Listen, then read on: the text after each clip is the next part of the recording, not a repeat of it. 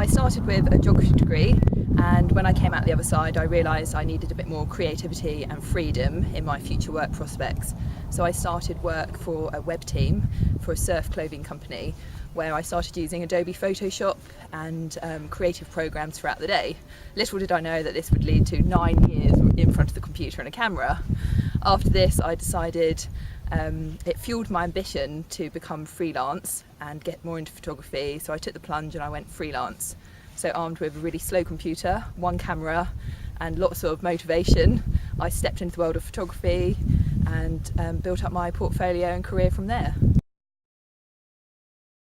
Well, my work's very varied. I'm different from most photographers. Some photographers really specialise into just weddings, for example, but my portfolio covers weddings, portraits, children's portraits, sporting events from rugby, football, windsurfing, kite surfing.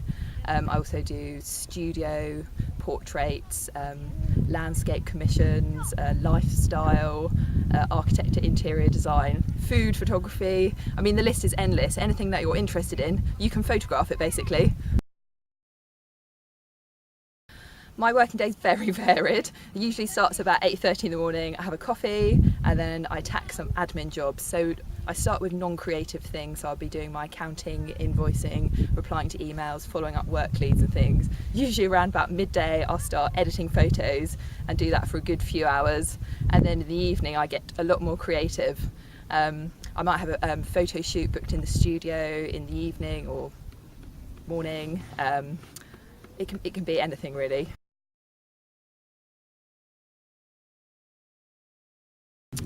The best part is probably getting feedback from clients and seeing my work published on the internet and also in printed magazines. It gives me a really good feeling of achievement. The toughest part for me is relaxing, I guess. I find it really hard when I have a quiet week because I feel I should be working, so I suddenly become really proactive and seek out lots of new job leads and things, and before I know it I'm busier than ever. Yeah.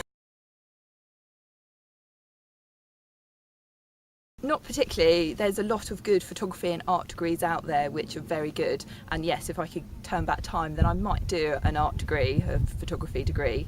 But I'd say an understanding of business and work models, and you've got to be motivated to work for yourself. You're not just taking photographs all day. It's probably 1/3 of the work is the photography, 1/3 of the work is all the editing, and then 1/3 of work is finding the work and business modelling, etc.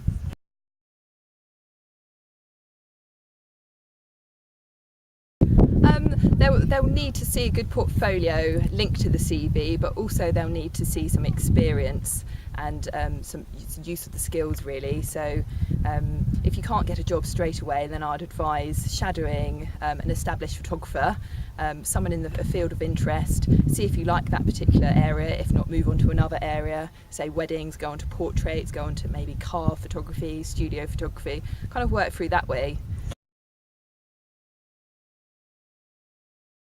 The first one is passion. You've got to be passionate about your work, and this will shine through in your portfolio, and then you'll definitely succeed. The second one is motivation. You've got to want the job, you've got to want to succeed.